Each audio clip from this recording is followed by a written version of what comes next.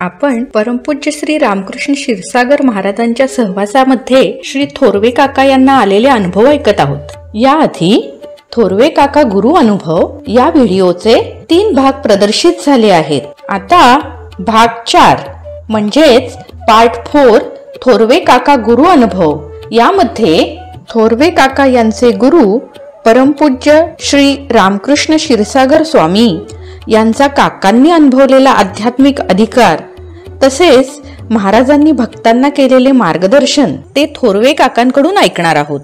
आता अनुभवाचं असं रूपांतराचं अनुभव काही सांगितले नाही तेवढ्या सगळ्या गोष्टी, तर एक दोन जे काही विशेष असे अनुभूती आलेले सांगतो तुम्हाला।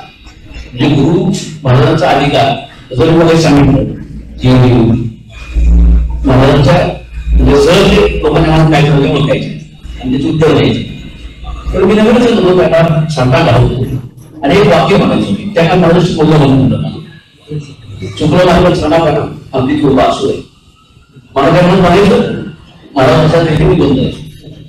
एकदा असं झालं की बैठकीची वेळ संपली, त्याच्यामुळे वेदांतमध्ये बंद पण झालेलं नाही, माणूस खाली येत आहे वरती खाली थांबतो आम्ही आणि महाराज खाली आले की तिथे मिस्त्री म्हणून सांगतात डायरेक्ट ठरलेलं त्यामुळे होतो अनुभव आणि अवधाजवळ काय गुन्हा त्याची यापर्यंत उभं राहणं महाराज समोर येते मला तिथे साकार लागला नेहमीप्रमाणे मला प्रार्थना केली मला चुकला क्षमा खूप आजू ते माझं म्हणून झालं आणि शेवटचे तो शब्द जे होते कृपा आहे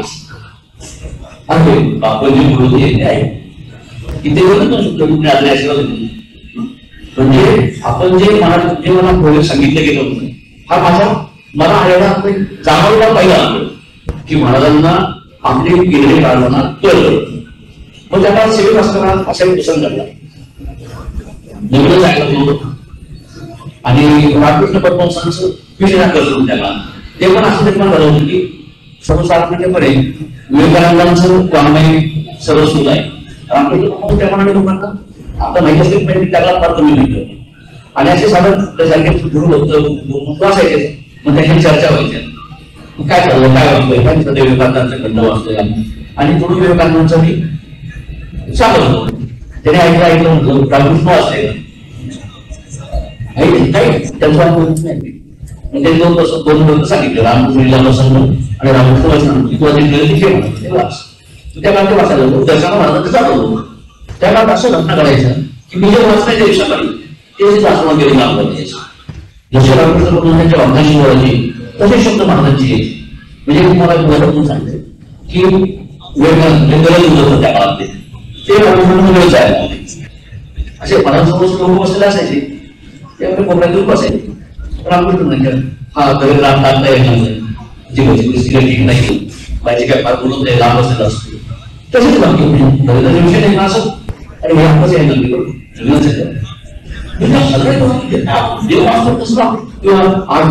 त्यांनी काय सांगितलं असं काढलं तेच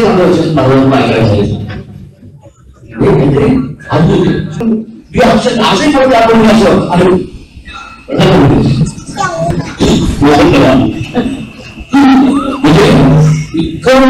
म्हणजे अशी काय सांगायचं नंतर सांगितलं की माझ्या सांगत होतो म्हणजे सांगतो की काय करतो उदाहरणार्थ आजार होता नवीन माहिती डायबिटीस मध्ये काय होतं डोळ्याची क्षमता कमी दिसण्याचं प्रमाण आणि माझं पत्रिका नातू केलं पण एखादा बिजी भक्त आहे जवळ त्याची पत्रिका पाहिजे आवश्यक की त्याचे प्रोत्साहन त्यात काही अडचणी केलं पाहिजे गुरु मला स्वतः अनुभव बघायचे सांगायचे एक विषय कसं का सांगणं त्यात माझा आपण करून येईल फक्त सांगणं मागे होऊन एक दिवशी माझं घेऊन आल्याने 3 वेळ दर्शनाची होती म्हणजे सर्व कोणी लोक येईल आणि मी खाली होतो पण बसायचे असं घरी आले म्हणून मी दर्शन काहीतरी बोलण्यात काहीतरी काहीतरी काय माहिती नाही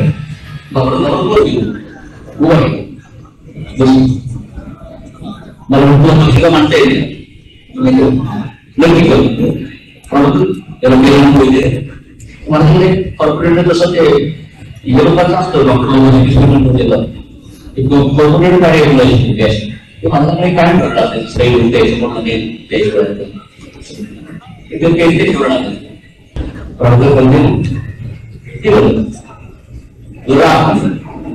चौकोन असतं त्या आपले म्हणा आता मी सांगतो तसे गृहमान तू लग्न म्हटलं आता मी ज्या स्थानात सांगितलं त्या स्थानात ते गृह मांडायचे लग्नात गेली आज्ञा गेली स्वतः मागे लिहिलं मला वाचू दाखवलं तर कसं आपण सांगतो लग्नातून सुरुवात करायची बाकी सगळे त्रास सगळं आणि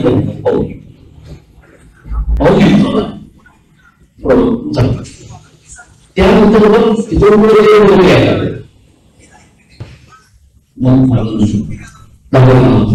पृथ्वीच्या त्रासात तर पत्रिकांचं असायचं जे समजा आता 21 वर्ष आहे त्याची 25 वर्ष होऊन गेले असेल जीव झालेली मळालेली मतलब शुद्ध शनी हे शब्द आहे शुद्ध शनी मग असं होत व्हायला की पाहताना डोळ्याने शनीच्या गोष्टी ते पुसलेलं असतं रवी निघलं आहे म्हणजे पाहताना चुकायला नको सगळ्याला काही सांगायला मग माझ्या सांगितलं यामुळे पाहताने सांगितलंय की मला वाहतूक किंवा असं असं आहे मला स्टेट कसे का नाही सांगायचे महाराजांचं उद्दिष्ट ज्ञान प्रलंब म्हणजे ते मी सांगू शकत नाही आणि त्यांनी कोणी ते ग्रंथात दिलेले आहेत पाहिजे पण आता म्हणजे तुम्हाला कळणार नाही एखाद्या व्यक्तीवर आहे म्हणजे जे ग्रंथ असणार आहे त्याची रास असणं सहज तो हे योग मग एखाद्या आयुष्यात काही अडचणी विधी होत असेल पण मग काय राहूचा दोष आहे का म्हणजे त्याच्यात आहे ना शुक्र काय काय मग ते मला खूपच विचारायचे समजा ज्या अडचण असेल तर तेवढं मी सांगायचो त्यांनी तसंच दिली नाही पण तेवढं मी नंतर मग जेव्हा सांगितलं मला जी काढत होती आणि माझी अवस्था घेतली म्हणजे अगदी गरीब ते काळात सांगितली ते सांगून दिला आहे व्हायला पाहिजे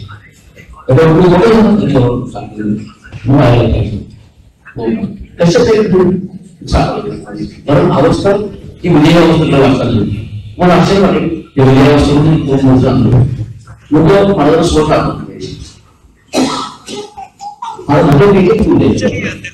कित्येक वेळा ते कॉलेजला पूर्ण एवढं बोलत होऊन जायचे शेवट तरी टाकायचे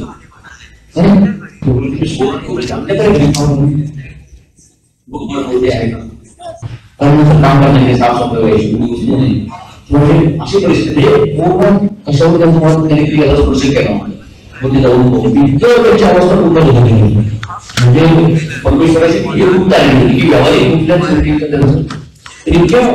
त्यामुळे म्हणजे पत्रिका वाचून दाखवली किंवा मग असं सांगणं करते आणि काय व्हायचं अनेक प्रकारे त्यांचे मराठी भाषेत सुद्धा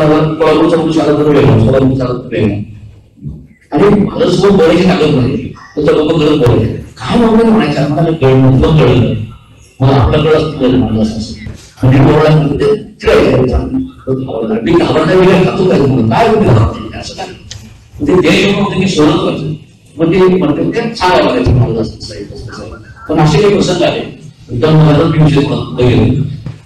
दोन गोष्टी आपल्याकडे वर्णासन बनवणारे तो घडून राहायचा आणि काळाच्या काळात विपरीत आहे एवढं द्यायचं मला आमच्या मुलाला दोन भाषा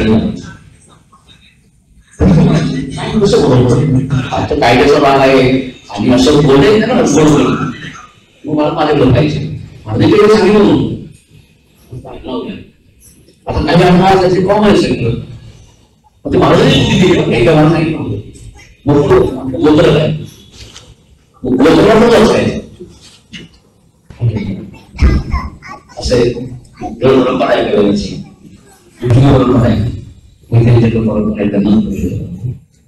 संस्कार घेऊन बाकीच्या गोष्टी आहेत मागचे काही असे पासून माणूस पण त्यावेळेस असं हे अशा गोष्टी कराव्या लागायच्या की काम तर झालं पाहिजे, लोक दुखावली गेली पाहिजे, हे प्रश्न. आणि गुरुजन मला आम्हाला वाचायचे परत सगळे लोक विचार वाचायचे. मग ते लक्षात नाही केलं ना, मग अवतरणिका आहे स्टॉलवर, अवतरणिका वाचत ते वाचायचं ते सगळं सांगावं वाचायचं. पण त्यात माझा मी गुन्हा केला होता आपल्या कोणाच्या शंका. तर असं आहे की गुरुजीवनाचे जे नियम होते ते अवतरणिकेत ठेवून दिलेले आहे. तर त्यामध्ये असं आहे की महाराजांनी सिद्धांत विचारले की गुरुजीवन वाचल्या तुम्ही मला समजून सांगा. तर त्याला त्यांनी सांगितले, त्यांनी एक भाषा दिली की आवश्यक स्नान संध्यातून कसं वाचावं.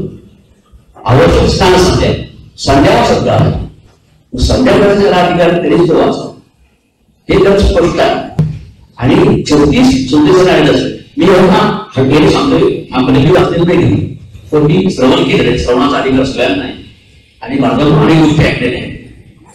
34 हा वेदांच आहे, त्यात वेदमंत्र आहे. आणि वेदमंत्राला जे पावित्र्य लागतं ते इतरांकडून सांभाळलं जात नाही, त्या वेदमंत्राचा अवमान होऊ नये. पण हे असं आहे, गायत्री मंत्राने तुम्ही सांगतो की काय होतं, हे वाचल्यानंतर ती शक्ती तयार होते. ती शक्ती केवळ ही ताकद आपल्या शरीरात असावी, ती नसल्यामुळे त्याच्या वाचनातून विपरीत परिणाम होऊ शकतो. जसं एखाद्याचं 10 किलो वजन घ्यायचं कुवत आहे, त्याच्यासाठी जर आपण 50 किलो वजन दिलं तर त्याची काय परिणाम होत आहे, त्याला त्याचा हे होईल, हनी होईल. ती हनी होऊ नये म्हणून ही शास्त्राने आणि याचं मी स्वतः अनुभवलेली गोष्ट सांगलो. त्या काळात अजून एक नव्हतो किंवा त्याला समज झाली. वेदमंत्र नाव पाहिजे तुमच्या जागेवर नाव राहिला. एक उपनिषद संग्रह नावाचा एक ग्रंथ मला मी एकदा वाचायला लावून घेतला. मला वाचनाचं ठेवलं होतं, आपलं मुली सांगत नाही पण तालुका झाल्या का किंवा असे पुढे वाचायचे 40-50 तो 7 उपनिषद संग्रह नावाचा ग्रंथ व्यवस्थित घेतला. मी 3 पानावरती 14 पान वाचला, मला जवळ वाचायचं. दुसरं गोष्ट नावाचा ग्रंथ कसं काय होतं, कारण ते वाचायला तो एक शारीरिक मानसिक बळच नव्हतं. आधी जे काही घटना असावी लागते ती नव्हतीच. त्या शब्दामध्ये सामर्थ्य आहे आणि जर तुम्ही करू पाहिजे तुम्हाला गैर पाहायला हरकत नाहीये. जर त्या तुम्ही करायला गेलं झालं तर कोणाला जबाबदारी येऊ नये. पण तो त्रास होतो माणसं प्रवीणाकडे पाहिजे. महाराजांकडे आयडेंटिटी एक अनुभव समोर महाराजांचा किती होतं ते खूप आलं. त्यातले तरुण मुलं होतं वेळेसारखं आले माणसारखं काय नाही फार वेळेसारखं माझा एक छंद पाहिलं गुरुचंद्र वाचतो पाहून हो पहिलं अवतरणिका वाचून औषध देवाची करायची ती त्यामुळे केवळ नाही, कारण त्या मंत्राला जे सामर्थ्य आहे, त्या मंत्राला जी शक्ती आहे ती श्रवण करण्याची, ती केवळ ताकद सगळ्यांनी अंगात नसते. एक व्यक्ती प्रश्न आली मंडळ वाजवली होती, मला ते वाटत नाही, सकाळी सांगितलं 9:30 वाजता. खूप चांगली साधन होती, खूप देवासाठी होती. मला कोण त्यांनी पुढे सगळं काय त्यांनी सगळं नित्यक्रम सांगितलं, खूप छान करत होते. अडचण तुम्हाला समाधान करत नाही, जेवढे सगळं देवाच करतोय समाधान करतो. मला त्या असं झालं गेली. मग आम्हाला खाली बसल्या लोकांना सांगितलं ही परिस्थिती काय आहे तुमच्या असं, आम्ही काय सगळं लहानतेच म्हणजे हा सगळं चांगलं करतोय, पण शरीराला सामर्थ्य असावं ते ते शरीरात नाही, ते शरीराचे सामर्थ्य तयार व्हावं लागतं. आणि मग या गोष्टी म्हणून पण माहिती महाराजांनी पहिल्यांदा काय सांगितलं, काही दिवस दर्शनाला यायचं. महाराजांनी कोणाला डायरेक्ट गोष्ट एखादा भाग्यवान शेतकऱ्यांना मिळाली असेल, पण काही दिवस दर्शनाला यायचं, काही दिवस नामस्मरण करा. आणि मग तो झाल्यानंतर मग बसायला पाहून गेली, बसायला पाहून गेली नव्हती आणि ते प्रसाद द्यायचा. कारण ती ताकद येऊन होती की मास्टरवरचं माणूस होत जायचा, काही समजायचं नाही काय चालतंय. आणि तुमच्या म्हणजे म्हणून तुम्हाला व्यवहार करायचा, लोकांच्या अनुभव घरी सुद्धा नाही म्हणायची काही. म्हणून तुम्हाला सांगतो म्हणून तुम्हाला सांगतोय तुमच्या व्यवहार करा, व्यवहार सुद्धा तुमच्याकडे घ्यायची पण म्हणायची, कारण ती ताकद एवढी होती. तसंच या कांतांचं आहे, तसंच या मंत्रांचं आहे. त्या मंत्रांमध्ये सामर्थ्य आहे. असं एक व्यक्ती हे सांगितलं की दैवात येणं जगत सर्व मंत्रात येणं दैवम हे मंत्रात ब्राह्मणात येणं, हे मंत्र ब्राह्मणांच्या नेमका परंपरेने सांभाळलं. आणि मंत्रांनी वेदाचं सांगितलं की ते त्यांच्याकडे झालं की त्यांनाच ऐकू आलं, बाकीच्यांना ऐकू नाही. त्यांनी श्रवण केलं म्हणून ती स्तुती आहे, त्यांना ऐकू ते जतन करून ठेवले आणि म्हणून त्यांनी पुढे त्यांनी चालवायचे, बाकीच्यांना सहाय्य करायचे. आणि शिवसंस्कृती त्यांच्या भाषेत नेहमी सांगतात की आपल्याकडे फलचौर्य नाहीये, फल सगळ्यांना सांगते. तुम्हाला त्यासाठी ते करायचं आम्ही लोक म्हणून आम्हाला म्हणायचं तुम्हाला फळ म्हणताही फळ मिळते. जी गोष्ट आम्हाला विचारून मिळते तुम्हाला सगळ्यांना मिळते, तुम्हाला फळ तेवढंच मिळणार. ते चांगलं असं काही नाही की तुम्ही सांगतो म्हणून नाही पाहिजे मला विचारा. आणि असे मी स्वतः जिवंत अनुभवले की ज्या गोष्टी माझ्या मर्यादेच्या पलीकडे असं मला आनंद दिले. या गोष्टी असले पण मला अधिकच नाही बोलायचं, पण आज त्यांनीच बसवलं, त्यांनीच मला सांगायला लावलंय आणि हे समोर गेले की त्यांनीच ज्योतिषा सुद्धा अधिकार असतो. आजकाल काय झाले ज्योतिषचे क्लास सोडून मला अधिकार नाही त्यामध्ये बोलायचं. ज्योतिषचे क्लास निघाले, कोणीही मनुष्य हे इतकं सांगू शकतो की ज्योतिष हे ऋग्वेदाचं उपांग आहे, वेदाचं उपांग आहे. ज्योतिषाला परंपरा उपासना या सगळ्या गोष्टी अशा लागतात. ज्योतिष हे वैषयिक गोष्ट सांगायची गोष्ट नाही. वैद्य करणं, ज्योतिष करणं, पूजा करणं हे मोदक्यात करायच्या गोष्टीच नाही, हे सेवा म्हणून करायची गोष्टी.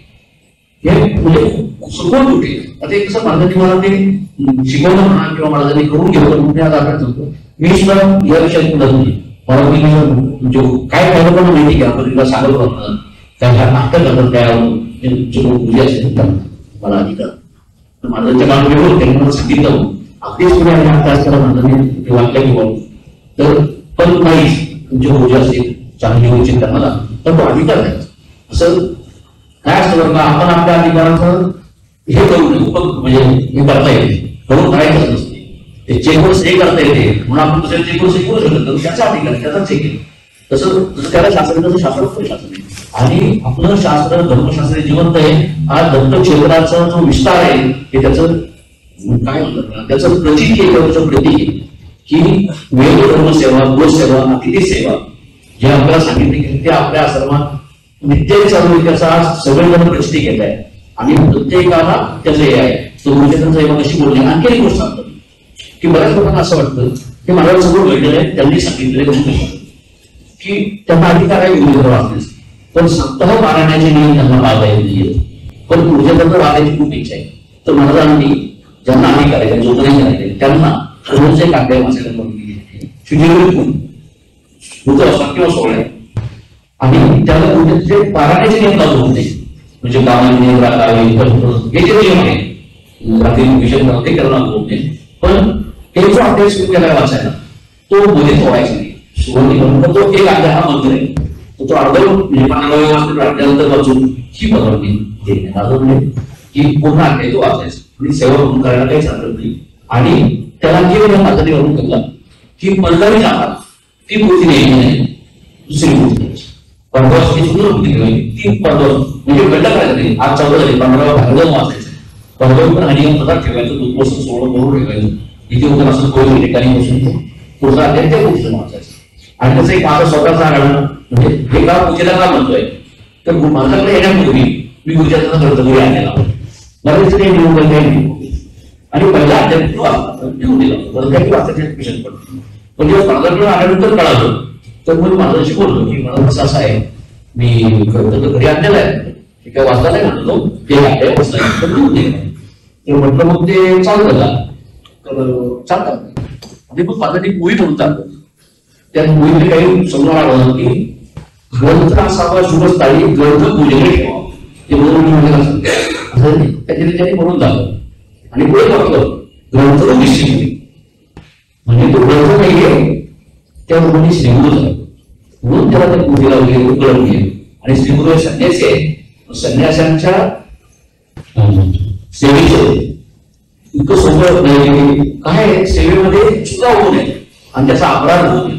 आता आपण सांगतो पासून तर मी हे काम होतोय किंवा जे जुळवलं त्यांच्यावर काय जबाबदारी तर बाबांनी सांगितलं होतं की हे जे मी तुम्हाला देतोय हे तुमच्यासाठी हे तुम्हाला दिलेली जबाबदारी हे तुम्हाला इतरांना सांगता आलं पाहिजे. तुम्ही जर ही जबाबदारी पार पाडली नाही तर ती शक्ती तुम्हाला जावं विचारेल मी तुला हे सगळं दिलं होतं त्याचं तू काय केलंस आणि तुम्ही गुरुद्रोहाला पात्र राहा. माझा काही दोष नाही मी माझं कर्तव्य केलंय ही हे तुमच्यासाठी नाही मी तुम्हाला सांगतोय हे तुमच्या याच्यासाठी नाही हे तुम्हाला चार लोकांना सांगता आलं पाहिजे आणि त्याचा योग्य विनियोग म्हणजे ही परंपरा पुढे तुम्हाला चालवता आली पाहिजे. यासाठी तुम्ही जर दक्ष राहिला नाही तर तुम्ही गुरुद्रोहाला पात्र आणि त्यात माझा काही होतो ते महाराजांनी स्पष्टपणे सांगितलेलं आहे. म्हणून महाराजांच्या समोर जे जे काही लोकांचे जे म्हणजे लग्न आपण दाखवलं पाहिजे की जे लोक त्यांचा सहवास झाला महाराजांनी रक्त आठवलं त्या काळात जे ज्यांना माहिती गांगापुरात मला 7:30 मुलं सुरुवात करायची 11:30 सगळे बोलत असायचे. काय त्यांना काही देव त्यांचा पण प्रत्येकाच्या आयुष्यात आनंद निर्माण व्हावा. महाराजांचं जुळ्या आत्मकाल वाक्य आहे, मी ज्या पोत्यामध्ये साखर खाऊ घातली तीच साखर मी तुम्हाला खाऊ घालणार आहे. म्हणजे तो जो आनंद मला मिळाला तो तुम्हाला मला द्यायचा आहे, तुम्ही ते घ्यायला आहे. आणि मग त्यांनी मी चळवळ केली आपण त्यासाठी. बरं हा आनंद असा आहे महाराजांचे पूजेतले कोणी नियम मानायचे ब्रह्मरसाची गुढी अमोलता बळी ज्यासं या पदाची आवडी त्याचं संभव्य आलं की ब्रह्मरस म्हणजे इतकं तयार केलं महाराजांनी आपल्याला एवढं काही केलं नाही. हे फक्त अनुभवाच्या गोष्टी आम्ही अनुभव मोठं कधी त्यांचं मला काय सांगावं किती अनुभव आणि किती काय असावं. आमच्याचा कालच्या गोष्टीचा 3 दिवसामध्ये अशी परिस्थिती की मुंबईत यायला येते मुंबई पाय ठेवते येते मला खात्री होती हे उघडणार आहे पण असंच ते उघडून दाखवते मी यांना फोन केला काय परिस्थिती 3 दिवसापूर्वी अशी परिस्थिती की आपण मुंबईत जाऊ केली सगळ्या लोकांना माहिती माझ्यापेक्षा. आज अशी परिस्थिती आहे की कुठेही पावसाचा म्हणजे त्रास काहीच नाहीये. हे कोण घेऊन आणतं ती शक्ती अशी आहे की त्यांना तुमच्याकडून म्हणून घ्यायचे. असंच एक प्रसंग असावा होता पिंपरी चिंचवड सत्संगात 2007-8 मध्ये बोलतो मधून गेले असं आहे तेव्हा तुम्हाला यायला अडचण नाही. तुमचा अडचण अशी आहे की जर माझं रोटेशन चालू असतं तुम्हाला पाणी शिवायचं काम तर मग रोटेशनच्या काळात जर मला बाहेर पडता येत नाही थांबून राहावं ते तुम्ही हो म्हणा नक्की मारत का त्याचा कॉन्फिडन्स एवढा जबरदस्त होता काही अडचण येणार नाही तुम्ही बघतो तयार आहे मला काय अडचण नाही. पण त्याला आणखी त्याला होऊ सांगेल की तुझं देवाचं वातावरण असेल उद्या मला म्हणून थोडं मी बघणार हे बघत ही जबाबदारी माहिती झोपेला कशाला म्हणतो तर असं काही पाहिजे हा त्याचा तो त्याचा आम्ही काही विचार महाराजांची रामाची नाही तुम्ही फक्त तयार नेहमी तयार. अक्षरशः तुम्हाला आश्चर्य वाटेल की त्या सत्संगाच्या बैठकीच्या आधी सर्वेक्षण गोल केलं ठीक आहे पण तुझ्या कॉन्फिडन्स पाहिजे तुम्हाला काही कसं आहे परवा पाऊस एवढा होता मला जो आनंद द्यायला द्यायचा मला कसं आपलं काय चुकलं आपण का बोलू शकतो आपण का चुकी करू शकतो का महाराजांच्या आपण सांगू शकतो याचा म्हणजे मला ते चूक लावलं नाही त्याची काळजी इतके होतात अक्षरशः म्हणजे तुम्हाला सांगू का आई कोणाला काय करतो आम्ही आई वडिलांमध्ये शरीर असतो फक्त ते अनुभव नाही का आपण तयार पाहिजे किंवा आपली कोणी पाहिजे नाही मला काही शिकायचं नाही. आणि मग ते जे जगात ना त्यांना शब्द नाही सांगायला मग आमच्या आईला उदाहरण करते मी काय होतो त्यांनी मला पुढे पाहिजे म्हणतात असू शकत नाही हा बरोबर नाहीच इतकं. आणि याचा एक संदर्भ होतो तुला आता शेवटी कार्तिक स्वामी जन्मासाठी म्हणतात ते माझं पहिलं वर्ष आणि त्यांनी पहिल्याच भाषणात ते फोडूनच्या महिन्याचं की गुरु त्यांना गुरुंना पैशाची उपमा देता येत नाही. का देता येत नाही? पोलीस रोजे का मात्र सोना म्हणा सकता है अपने जैसे नहीं बना. लोकांना जर पैस नाही करू शकत तो लोकांना सोडून देतो. पण गुरु असे असतात की ते शिष्याला आपल्यासारखं करतात म्हणून शरीर सुद्धा गुरुकुलती आहे. तर हे त्यांचा मोठा महिमा आहे. आणि आचार्यासारखी लोक आपल्या स्थानात येऊन गुरुंचा महिमा वर्णन करतो. आपण काय त्यांच्याविषयी आत्तापर्यंत आपण ज्यांचे गुणगौरव ऐकत आहोत ते म्हणजे परमपूज्य श्री रामकृष्ण क्षीरसागर महाराज. यांना वयाच्या अवघ्या 7व्या वर्षी ईश्वरी साक्षात्कार होऊन त्रिकालज्ञान झाले. त्यांना भगवान श्री दत्तात्रेयांनी गाणगापूरला बोलावले आणि स्वामी नृसिंह सरस्वतींच्या रूपात प्रकट होऊन प्रत्यक्ष अनुग्रह आणि शिष्यत्व दिले. पुढे 25 वर्षे अज्ञातवासात कठोर तपश्चर्या झाल्यानंतर स्वामींनी त्यांना वेदांचे कार्य करण्याची आज्ञा दिली. वेदविद्येचे पुनर्जीवन करण्यासाठी विविध अंगांनी कार्य उभारण्यात आले. 1974 साली या कार्यासाठी अहिल्यानगर म्हणजेच पूर्वाश्रमीचे अहमदनगर येथे श्री दत्त देवस्थान ट्रस्टची स्थापना झाली. गुरुकुल पद्धतीने विद्यार्थ्यांना वेदांचे शिक्षण घेण्यासाठी वेदांत विद्यापीठाची स्थापना झाली आणि वेदांत वास्तूची उभारणी करण्यात आली. सामान्य भक्तांना आधार मिळावा यासाठी गुरुदेवांच्या संकल्पामुळे संपूर्ण भारताचे भूषण असलेल्या भव्य दत्त देवस्थानची उभारणी करण्यात आली. गुरुकार्य सर्व भारतभूमीमध्ये अखंड चालू राहावे यासाठी गुरुदेवांनी विविध शहरांमध्ये सत्संग मंडळांची स्थापना केली. सर्वांनी एकत्र या आणि धर्मरक्षणासाठी जे जे करता येईल ते कराल यासाठी सत्संग मंडळ स्थापन. बाकी सत्संग मंडळाचा दुसरा काही होत. धर्मरक्षणासाठी सर्वांनी एकत्र येणं आजकालच्या कालाची ती गरज आहे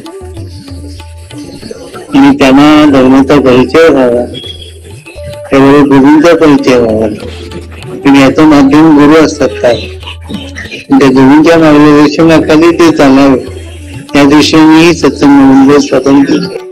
आपणही या सत्संग मंडळांमध्ये सहभागी होऊन गुरुसेवेचा लाभ घेऊ शकता. काकांना आलेले अनुभव म्हणजेच गुरुदेवांच्या कृपेची झलक आहे. या अनुभव कथनातून आम्हाला गुरुदेवांच्या ज्ञानाचे, करुणेचे आणि तेजाचे दर्शन घडले. हे सद्गुरुराया कृपा करा दाता, सेवेचा लाभ मिळो अखंड आता.